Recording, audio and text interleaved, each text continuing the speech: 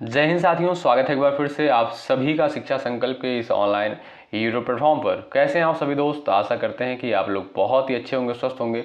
आप सभी को पता है डेली सुबह 11:30 बजे स्पेशल क्लास होती है जो कि बीएड एंट्रेंस एग्जाम 2026 के लिए महत्वपूर्ण है। आप किसी भी स्टेट से उस स्टेट की बीएड प्रवेश परीक्षा की तैयारी में अभी से लग गए हैं तो शिक्षा संकल्प के इस ऑनलाइन यूट्यूब प्लेटफॉर्म से आप लोग जुड़ सकते हैं। यहाँ पर डेली बेसिस पे आपको क्लासेस देखने को मिलती हैं। तो आइए शुरुआत करते हैं बिना किसी देरी के। आप लोग पूरे धैर्य के साथ अंत तक बने रहिएगा और हर एक सवाल का आंसर भी देते हुए चलिएगा।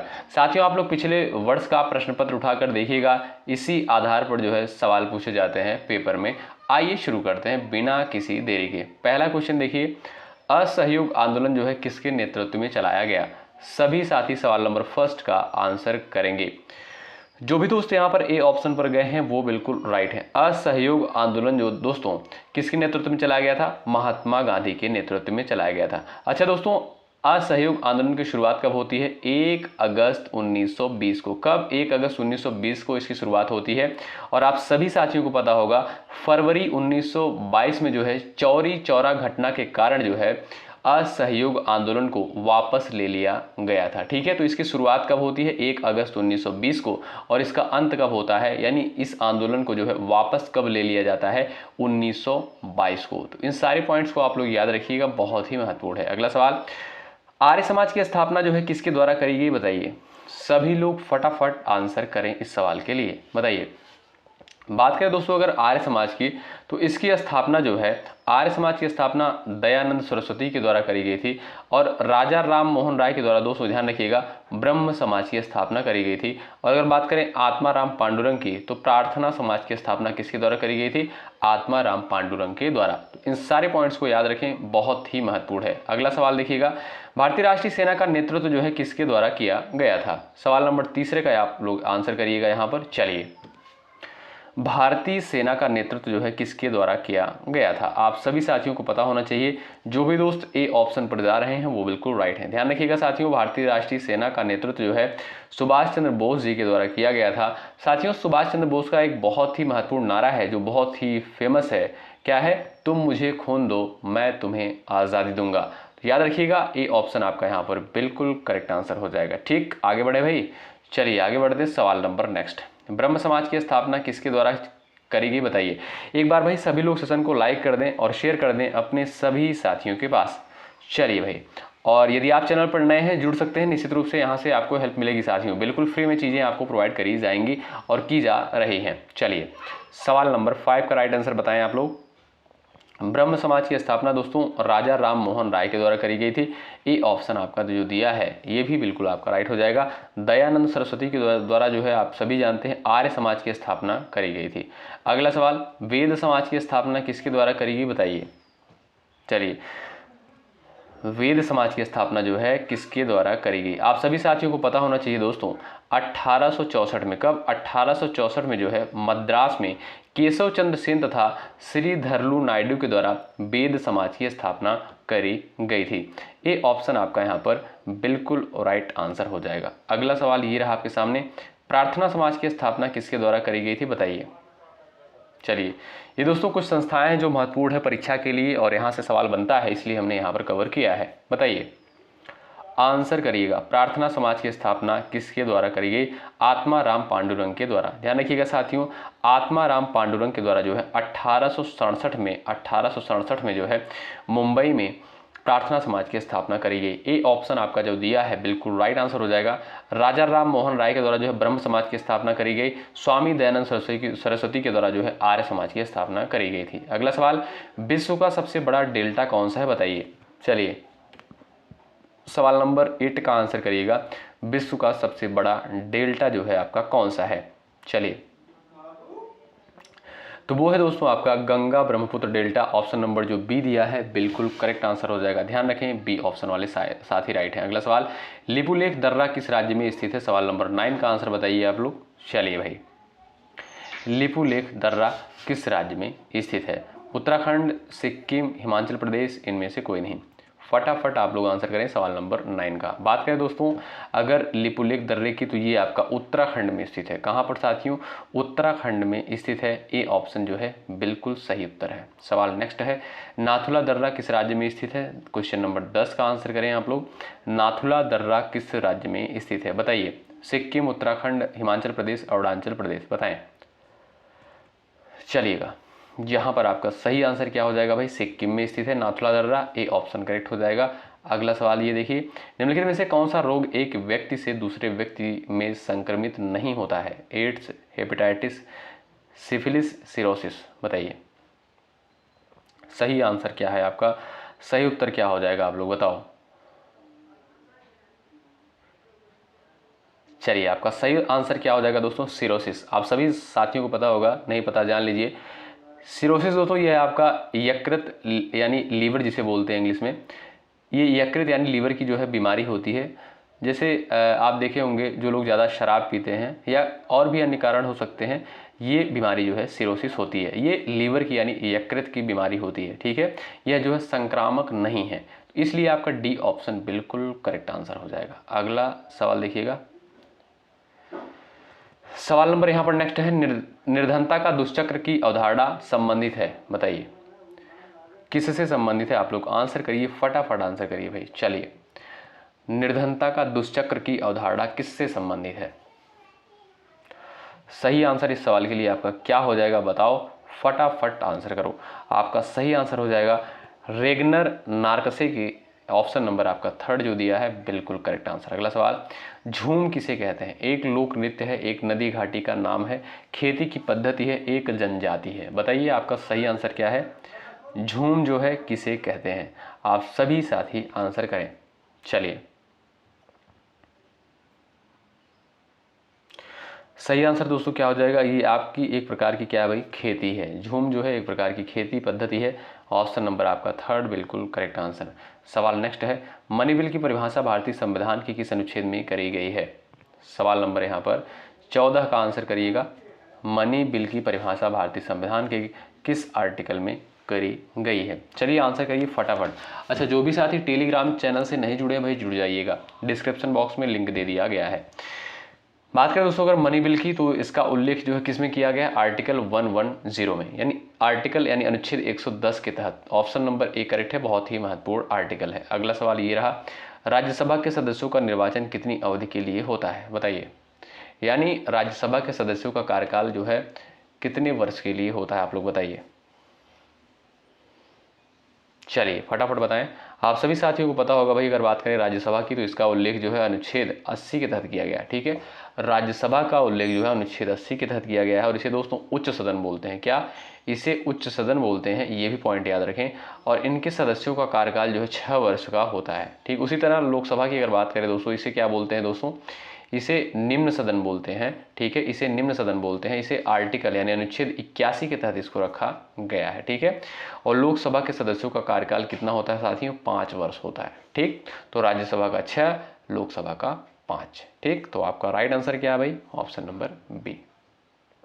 अगला सवाल, ऑप्शन नंबर बी नहीं दोस्तों, ऑप्शन नंबर यहाँ पर सी सही कर लीजिएगा, क्योंकि राज्यसभा दिया है, ठीक है। तो राज्यसभा का जो 6 वर्ष होगा, ऑप्शन नंबर सी करेक्ट होगा। अगला सवाल, भारत को प्रथम नोबेल पुरस्कार किस विषय के लिए दिया गया था? सवाल नंबर 16 का आंसर बताइए। चलिए, भारत को जो है प्रथम नोबेल पुरस्कार किस विषय के लिए दिया गया था? तो जानते होंगे आप लोग, रविन्द्रनाथ टैगोर को जो है कब भाई? साहित्य के क्षेत्र में। ऑप्शन नंबर ए बिल्कुल करेक्ट हो जाएगा, ठीक है। साथियों, रविन्द्रनाथ टैगोर को जो है 1913 में इनकी एक रचना है, उसका नाम क्या है? गीतांजलि। तो गीतांजलि के लिए इन्हें जो है साहित्य के लिए यानी साहित्य के क्षेत्र में जो है नोबेल प्राइज सबसे पहले मिला था। तो ए ऑप्शन आपका राइट है। अगला सवाल देखिए, तुगलक वंश की स्थापना किसके द्वारा की गई थी? बताइए। 17 नंबर का आंसर करिए आप लोग फटाफट। भाई क्लास आपको कैसी लगती कमेंट बॉक्स में आप लोग जरूर बताया करिए, ठीक। चलिए, तुगलक वंश की स्थापना जो है किसके द्वारा करी गई? आप सभी साथी आंसर करें। आपको पता होना चाहिए, Ghiyasuddin Tughlaq. Option number A बिल्कुल राइट आंसर हो जाएगा। ध्यान रखें, तुगलक वंश की स्थापना दोस्तों गयासुद्दीन तुगलक के द्वारा करी गई, ठीक है। A option right. अगला सवाल, प्रसिद्ध विरूपाक्ष मंदिर जो है कहाँ पर स्थित है? बताइए। प्रसिद्ध विरूपाक्ष मंदिर जो है ये आपका कहाँ पर स्थित है? ये दोस्तों आपका हम्पी कर्नाटक में। कहाँ पर? हम्पी कर्नाटक में जो है प्रसिद्ध विरूपाक्ष मंदिर स्थित है। आपका सही आंसर है ऑप्शन नंबर थर्ड, बिल्कुल करेक्ट आंसर। अगला सवाल, एक ग्रंथ जिसमें अंतःस्रावी और बहिस्रावी दोनों कार्य होते हैं। सवाल नंबर 19 का राइट आंसर क्या है, बता दीजिए आप लोग। चलिए, सही आंसर क्या है? एक ग्रंथ जिसमें अंतःस्रावी और बहिस्रावी दोनों कार्य होते हैं, तो वो है दोस्तों आपका क्या? पैंक्रियाज यानी अग्नाशय। ऑप्शन नंबर आपका थर्ड बिल्कुल करेक्ट आंसर हो जाएगा। ठीक है भाई, चलिए आगे बढ़ते हैं। सवाल नंबर यहाँ पर 20 देखेंगे हम लोग। विटामिन डी की कमी से निम्नलिखित में से कौन सा रोग होता है? बताइए, विटामिन डी की कमी से कौन सा रोग होता है? रिकेट्स, बेरी रतौंधी, सूखा रोग, बता दीजिए सब लोग।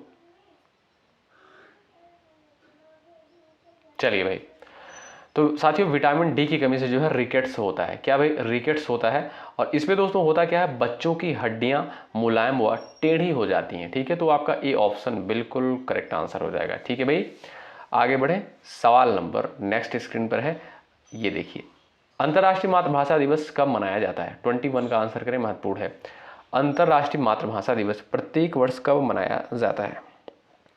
चलिए साथियों, यूनेस्को के द्वारा जो है 1999 में घोषित किया गया क्या कि 21 फरवरी को जो है प्रत्येक वर्ष अंतर्राष्ट्रीय मातृभाषा दिवस के रूप में सेलिब्रेट किया जाएगा। ठीक है, तो आपका ए ऑप्शन जो दिया है बिल्कुल सही उत्तर। अगला सवाल, भारतीय संविधान कैसा है? कठोर है, लचीला है? न तो कठोर है ना ही लचीला है, अंशतः कठोर है, अंशतः लचीला है, बताइए। तो अगर बात करें दोस्तों भारतीय संविधान की, ये जो है दुनिया का सबसे बड़ा लिखित संविधान है। ये भी पॉइंट याद रखिएगा, सवाल पूछा जाता है कि दुनिया का सबसे बड़ा लिखित संविधान किस देश का है? तो अपने प्यारे भारत का। ठीक है, तो इसका यहाँ का संविधान कैसा है दोस्तों? अंशतः कठोर है, अंशतः लचीला है। यानी इसका मतलब ये है दोस्तों, इसमें संशोधन भी किया जा सकता है। ठीक है, समय समय पर जो है इसमें संशोधन हुए भी हैं और देखे जाते हैं संशोधन। ठीक है, इसलिए कहा गया कि ये जो है अंशतः लचीला भी है। ठीक है, कठोर भी नहीं है। कठोर का मतलब ये होता है कि ऐसा संविधान जिसमें कोई बदलाव न किया जा सके, कोई संशोधन न किया जा सके। लेकिन इसमें दोस्तों क्या है? संशोधन किया जा सकता है, इसलिए इसे बोलते हैं अंशतः कठोर, अंशतः लचीला। आशा करता हूँ समझ गए होंगे इस फैक्ट को। अगला सवाल देखिएगा, ये रहा आपके सामने। हमारे शरीर में कुल पोषक तत्वों तथा खनिजों का 90% शरीर के किस भाग में सर्वाधिक रूप से सोख लिया जाता है? गुर्दा, बड़ी आंत, पेट, छोटी आंत, बताइए। सभी लोग आंसर करें। पोषक तत्वों का 90% अवशोषण जो है कहां पर होता है? चलिए, नाम तो है भाई छोटी आंत, लेकिन 90% जो है यहां पर देखोगे 90% पोषक तत्वों का जो है अवशोषण हो जाता है। ठीक है, तो आपका डी ऑप्शन बिल्कुल करेक्ट है। अगला सवाल देखें सभी साथी। मोटर गाड़ियों में साइड की वस्तुओं को देखने के लिए उपयुक्त जो दर्पण प्रयोग होता है दोस्तों, वो कौन सा दर्पण होता है? चलिए बताइए, आप सभी लोग आंसर करें। यानी जो साइड मिरर होता है दोस्तों गाड़ियों में जो लगा होता है, वो कैसा होता है? उत्तल होता है, अवतल होता है, समतल होता है? इनमें से कोई नहीं, बताओ। चलिए भी फटाफट आप लोग आंसर करें। आपका सही आंसर को दोस्तों क्या हो जाएगा? उत्तल दर्पण होता है। ठीक है, उत्तल दर्पण होता है। इसमें दोस्तों अच्छा, इसका इस्तेमाल क्यों किया जाता है दोस्तों? ऐसा इसलिए होता है दोस्तों, इसका इस्तेमाल इसलिए किया जाता है कि उत्तल दर्पण में जो है वस्तु इसमें सीधी दिखाई देती है और इसमें जो प्रतिबिंब बनता है वो छोटा बनता है। ठीक है, तो आपका ए ऑप्शन जो है बिल्कुल करेक्ट आंसर होगा। ठीक है, अगला सवाल, यानी इसे कॉन्वेक्स मिरर भी बोलते हैं, इंग्लिश में क्या बोलते हैं? उत्तल दर्पण को जो है कॉन्वेक्स मिरर बोलते हैं, ये भी याद रखिए। चलिए, किस राजवंश के दौरान महाबलीपुरम मंदिर का निर्माण किया गया था? बताइए, छाप दीजिए फटाफट आप लोग आंसर। चलिए भाई, किस राजवंश के दौरान महाबलीपुरम मंदिर का निर्माण किया गया था? वो दोस्तों आपका है पल्लव राजवंश। Option number B correct. अगला सवाल ये रहा, निम्नलिखित स्थानों में से कहां पर भागीरथी एवं अलकनंदा नदियां मिलती हैं? 26 का राइट आंसर क्या है, बता दीजिए। चलिए, भागीरथी और अलकनंदा का जो है संगम कहां पर होता है? देवप्रयाग में। कहां पर भाई? देवप्रयाग में होता है। ए ऑप्शन राइट है। अगला सवाल, भारत की संविधान सभा की संघ शक्ति समिति के अध्यक्ष कौन थे? 27 का आंसर बताइए आप लोग। चलिए, वेरी वेरी इंपॉर्टेंट सवाल है परीक्षा के दृष्टिकोण से। भाई डेली इस क्लास को आप लोग सुबह 11:30 बजे जरूर से जरूर अटेंड करिए। अगर आपको जीके जीएस में बेहतरीन स्कोर करना है तो इस क्लास को आप लोग जरूर करें। और रात को 8:30 बजे समान हिंदी का सेशन होता है, उसको भी ज़रूर अटेंड करिएगा। अभी और सारी क्लासेस स्टार्ट की जाएंगी, जैसे रीजनिंग हो गया, रीजनिंग का भी कंटेंट आपको प्रोवाइड किया जाएगा, लेकिन थोड़ा सा वक्त लगेगा, थोड़ा सा इंतज़ार आप लोग करिए और अभी से पढ़ते रहिए अगर आपको बेहतरीन अंकों के साथ 2026 में बीएड करना है। चलिए, भारत की संविधान सभा की संघ शक्ति समिति के अध्यक्ष कौन थे दोस्तों? याद रखें, Jawaharlal Nehru. Option number D बिल्कुल करेक्ट हो जाएगा।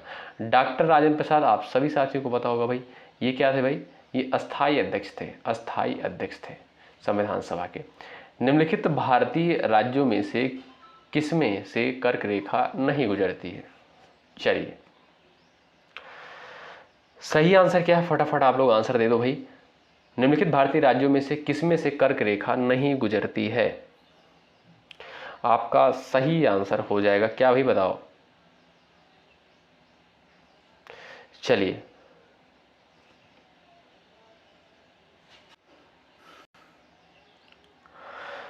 राजस्थान, त्रिपुरा, मिजोरम और आपका दिया है उत्तर प्रदेश। सभी लोग आंसर छाप देंगे इस सवाल के लिए। आपका राइट आंसर क्या हो जाएगा, देखते हैं किसका किसका आंसर आता है इस सवाल के लिए। चलो भाई बताओ, सभी लोग आंसर छाप दो।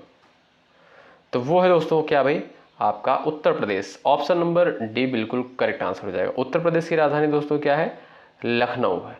अगला सवाल ये रहा, शिक्षा का अधिकार अधिनियम किस वर्ष में भारत की संसद द्वारा अधिनियमित किया गया था? बताइए। चलिए आंसर करिए, बहुत इंपॉर्टेंट सवाल है, यानी राइट टू एजुकेशन, RTE जिसे बोलते हैं।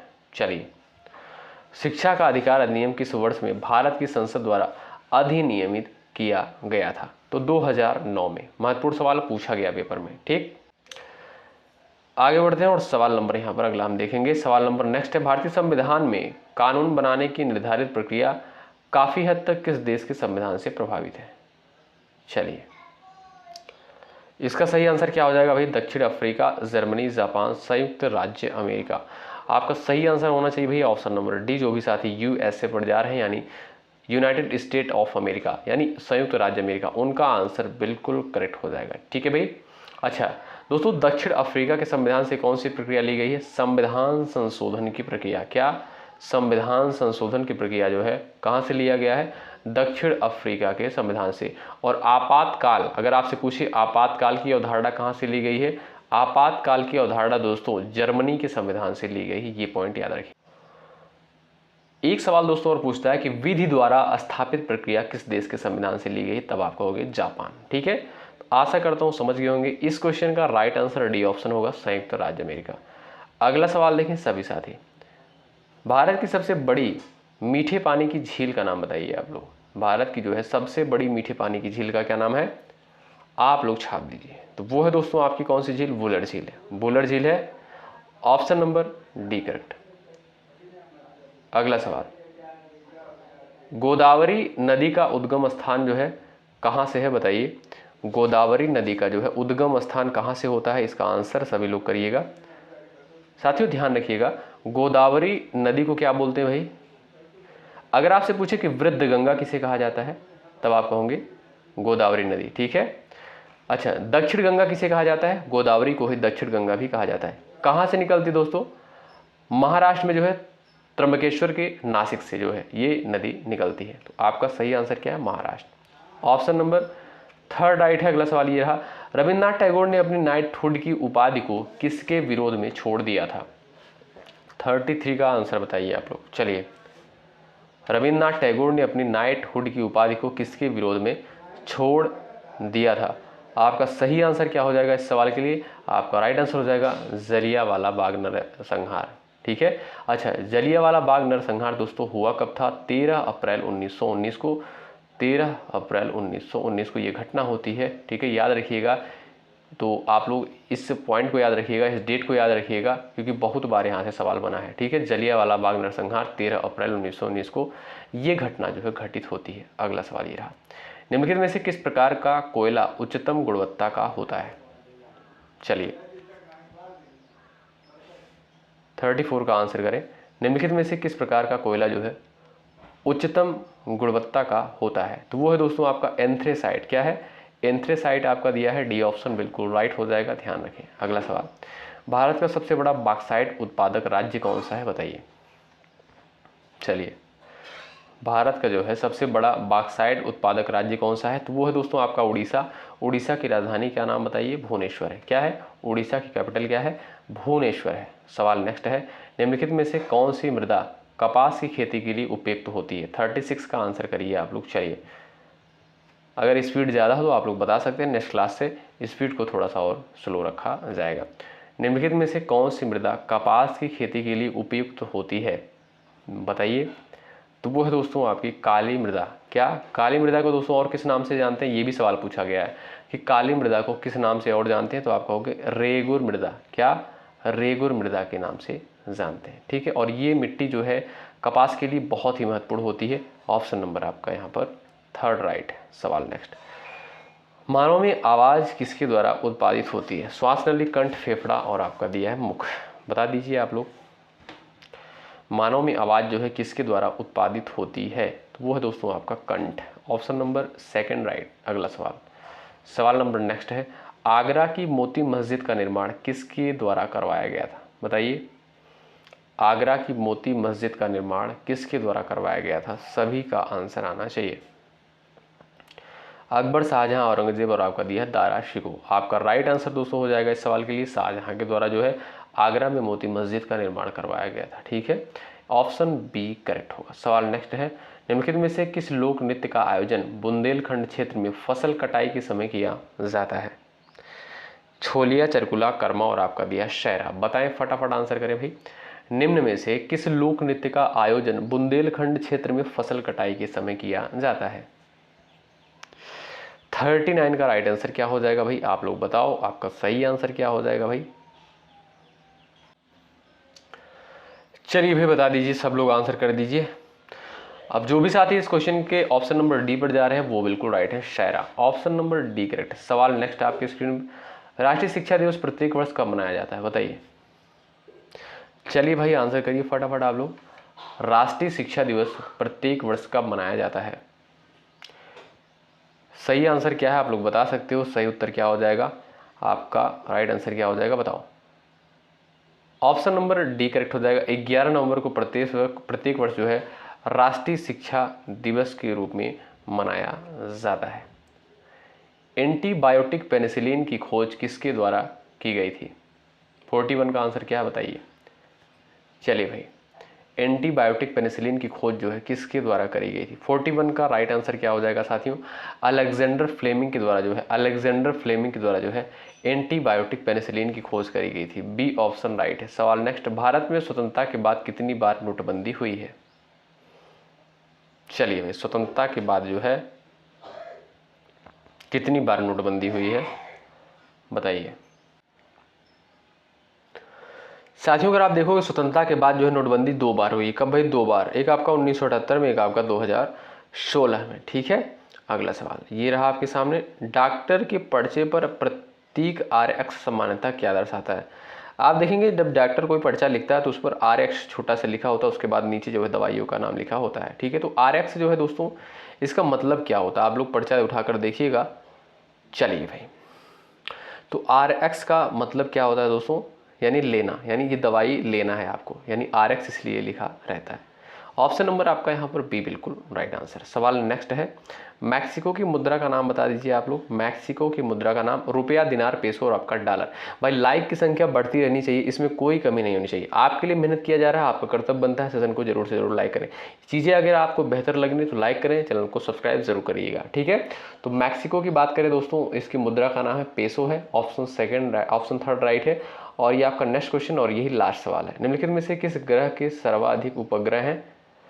45 का आंसर करिएगा। अब देखते हैं किसका किसका आंसर आता है। जो 45 नंबर के क्वेश्चन का आप सभी जानते हैं कि लास्ट क्वेश्चन का आंसर आपको देना होता है, और जिन भी साथियों का आंसर आएगा उनका आंसर जो है कमेंट बॉक्स में पिन कर दिया जाएगा। और ये महत्वपूर्ण क्वेश्चन है। ठीक है, तो ये क्लास कैसी लगी ज़रूर बताएं। चैनल पर नए हैं सब्सक्राइब करके बेल आइकन को प्रेस कर लीजिएगा। अगर आपकी इच्छा कहे तो, अगर चीज़ें आपको बेहतर लग रही हैं तो टेलीग्राम चैनल से भी ज्वाइन हो जाइएगा बेहतरीन तैयारी करने के लिए। चलिए दोस्तों, मिलते हैं आपसे नेक्स्ट क्लास में। तब तक के लिए बाय बाय, टेक केयर, अपना ख्याल रखें, अपनों का ख्याल रखें, मेहनत के साथ अभी से तैयारी में लगे रहें। यदि आपको फ्यूचर में, भविष्य में आपको अच्छा करना है तो। ठीक है, अपना समय जो है बर्बाद ना करें, अपना समय ना गंवाएं, जो भी समय आपके पास है उसका सदुपयोग करें। ठीक है, शुक्रिया, जय हिंद, जय भारत।